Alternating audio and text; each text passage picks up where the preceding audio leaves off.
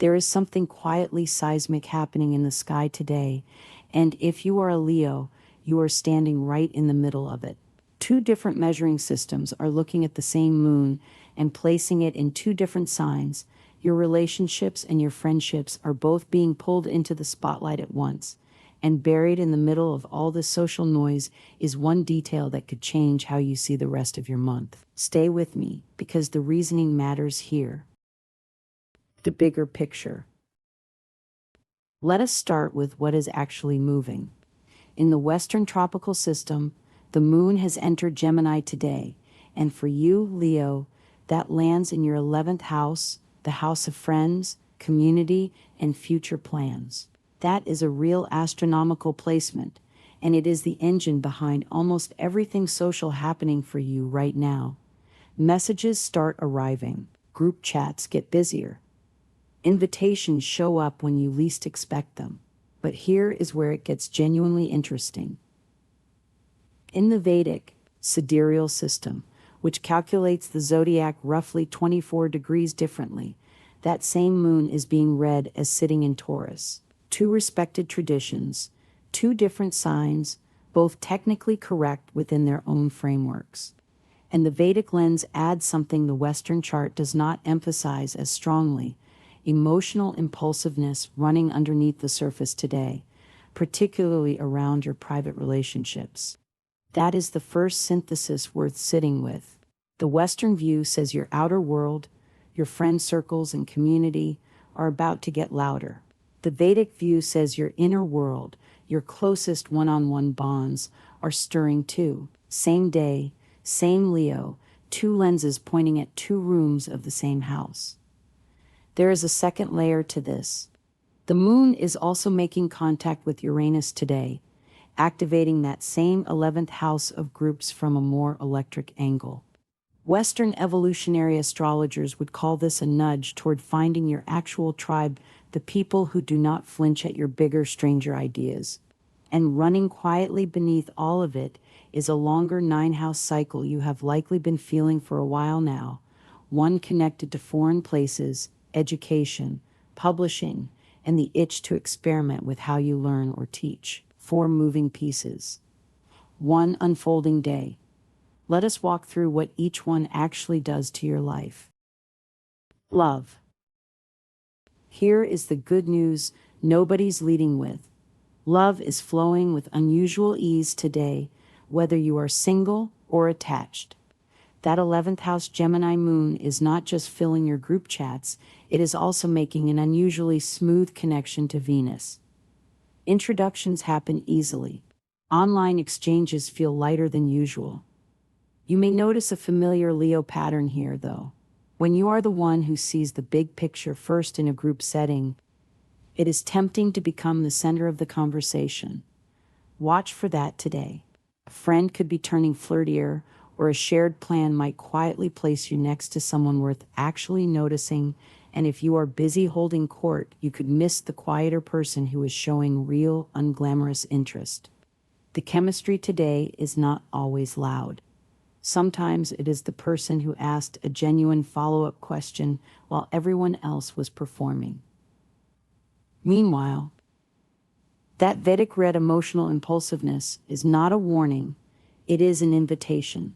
It tends to work best when you follow what you actually want, rather than acting from someone else's insecurity. If an old private relationship has unfinished business, this is a fair window to address it, provided the motivation is yours. Career. Now, that same 11th house activity does not stay confined to your social calendar, it bleeds straight into your professional one. Friend, a loose network, or a shared goal could hand you a genuinely useful piece of information today, but only if you stay curious instead of dominating the conversation with your own vision. Ask who wants what before you assume you already know. This is where the Uranus contact earns its keep. Many people with this kind of 11th house activation report an unexpected pull toward producing something for a wider audience, a project, an event, a piece of content that shifts how a group of people see something. Think less quiet solo grind and more collaborative production. Gathering the right visionary, occasionally theatrical people around a shared cause. And underneath all of this, that longer nine-house cycle is still quietly rewriting how you think about progress in publishing, teaching, or academic work.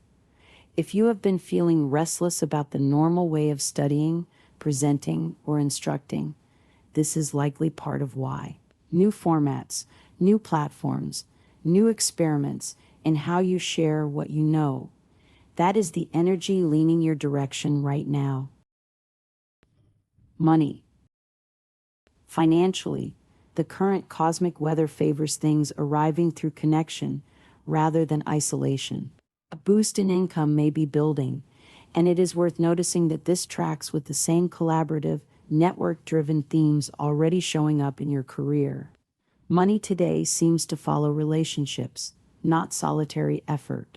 If you are weighing when to handle something financially important, the Vedic tradition offers a gentler kind of guidance here, not a prediction, but a preference. Some Vedic practitioners suggest organizing essential matters, financial or otherwise, around the late morning hours, roughly 10 to noon, when the day's energy is considered more favorably aligned. That is a timing suggestion, not a guarantee, and it costs nothing to test it against your own schedule. Health. Try not to overthink your feelings today, and try just as hard not to ignore them. Acknowledge what is coming up emotionally without letting it take the wheel. That is a subtle but important distinction, and it is the same emotional impulsiveness the Vedic reading flagged earlier, just showing up now in a physical, bodily way rather than a relational one. Here is what makes today genuinely worth paying attention to. You have two traditions, calculating the sky two different ways, both independently pointing you toward the same instruction. Feel what you feel, but do not let it drive the car. The Western social lens says do not dominate the room with your feelings. The Vedic emotional lens says do not suppress them either. What that actually means for you is that today is not asking for control or release, it is asking for acknowledgement. Most people will only catch one half of that message. You just got both. On a practical note, if you are recovering from any kind of injury, this is a day to be a little more careful than usual, and to contact a doctor if pain worsens rather than waiting it out. No transit overrides basic physical care, and this one is simply asking you to listen closely rather than push through. If you do want to bring any gentle remedy into today, keep it gentle and safe, wearing your color of the day, a few minutes of quiet journaling, or time outdoors tend to support emotional processing for almost anyone, regardless of chart. Anything more specific, particularly gemstone-based Vedic remedies, really does depend on your individual birth chart and is not something to adopt just because it is mentioned on a screen. Home and family. That 11th house energy we have been tracking all day extends naturally into your home life too, mostly by making your social world feel closer to your family world than usual. Community, in the astrological sense, includes the people who feel like chosen family, and today favors those bonds specifically.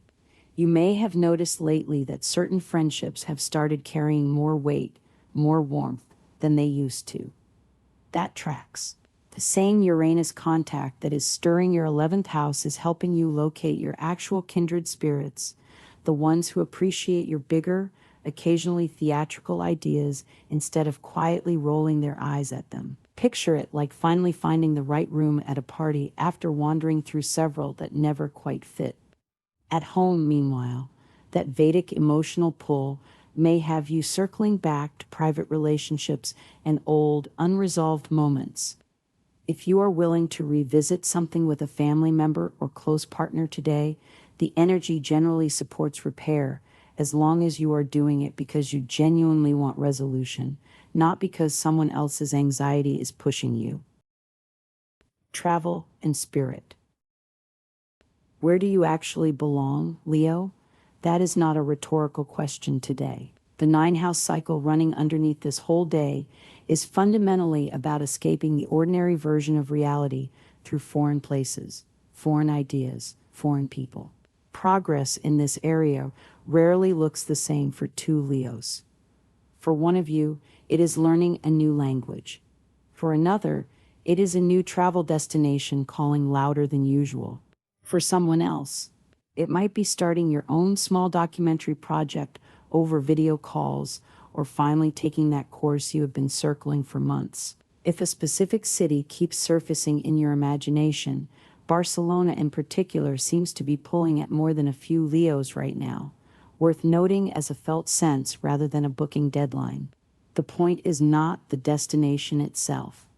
It is the underlying hunger for a different vantage point, a different way of learning or teaching or simply being in the world. Spiritually, this same energy asks you to watch for wider changes, not just personal ones, shifts in your community, your country, even broader global movements. You are currently more attuned to that bigger picture than you might realize, and it is worth trusting that sensitivity rather than dismissing it as background noise. Lucky signs.